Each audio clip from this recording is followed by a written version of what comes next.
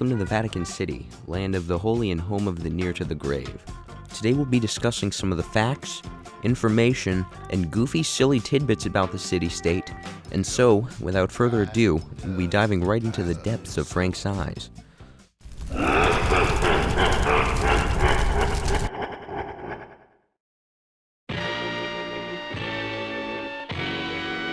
The Vatican, place of the Holy See in the Italian peninsula, yellow representing the heavenly authority of His Holiness, the white representing His earthly authority, and the triple crown representing His tri-role as Father of Kings, Governor of the World, which was a very reasonable claim, and Vicar of Christ. It is the smallest country in the world, and located entirely within the city of Rome. Here's a map, and that's the location of the Sistine Chapel, residence of yours truly. And here's some other probably meaningless hullabaloo to clog up the place too. Oh, and you can't see the latitude lines unless you zoom out, but the absolute location is 40 point something and 12 point something else. The Pope is bordered in the north by Italy, the east by Italy, the south by Italy, and in the west by Italy. Being completely within the city of Rome, the top three resources within the Vatican City are grass, trees, and quotes that you would see on a minion template on that one aunt's Facebook page. The city boasts an impressive population of 825, enough to fill 1/83rd of the Gillette Stadium, the entire Weezer fan base, or roughly a third of the Titanic. We could have lost an entire country 3 times over. 3,000 people work in the Vatican in some fashion or another, however few of these are actual citizens. The Swiss Guard accounts for about 100 of these residents, the Pope and the clergy account for another 250, and, in a fashion not normally seen around Europe anymore, many jobs are filled because of hereditary ties to former nobility in the defunct papal states. But before we continue, a quick message from our sponsor, Raid Shadow Legends. Raid Shadow Legends is an immersive online experience with everything you'd expect from a brand new RPG title.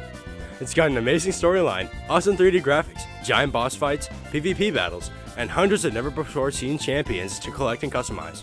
I never expected to get this level of performance out of a mobile game. Look how crazy this level of detail is on the champions. Raid Shadow Legends is getting big real fast, so you should definitely get in early. Starting now will give you a huge head start. There's also an upcoming special launch tournament with crazy prizes. And not to mention, this game is absolutely free. So go ahead and check out the video description to find out more about Raid Shadow Legends.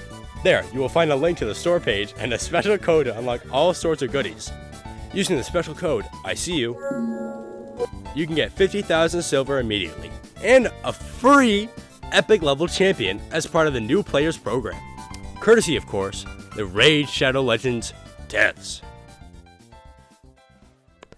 Other shocking statistics include a 0% birth rate, a 0% death rate, a 0% infant mortality rate, and a very surprising 100% Catholic majority.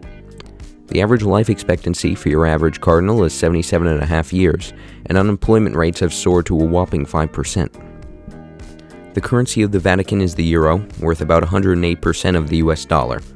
While the Pope isn't quite a sports fan, some of the events that the papacy will cheer for are Easter on April 9th, St. Joseph's Day on March 19th, and the anniversary of the Lateran Treaty on February 11th, which I will get to in a minute.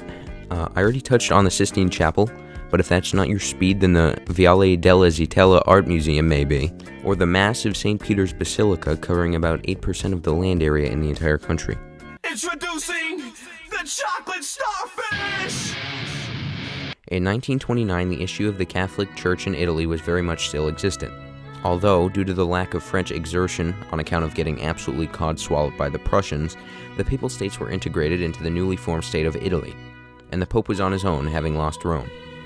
Until the fascists, led by the thoroughly mocked Mussolini, known for such feats as being defeated by Greece, a nation much smaller and weaker than his own, and following his German counterpart, into a war which was ultimately lost and almost broke Italy in two.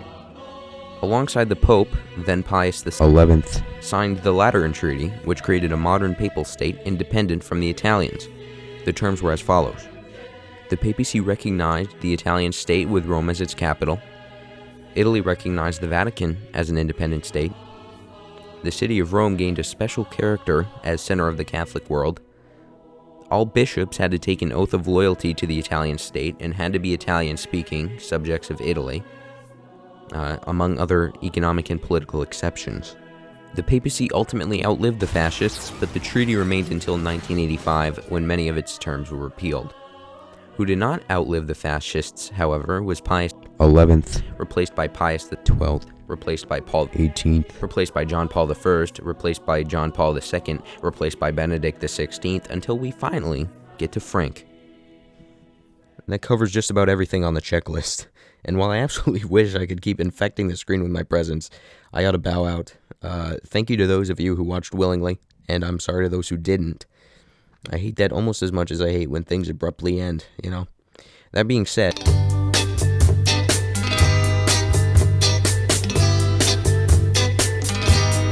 what do you think of the Vatican City? I like it How much do you like the Vatican City? a lot. What's your favorite thing about the Vatican City?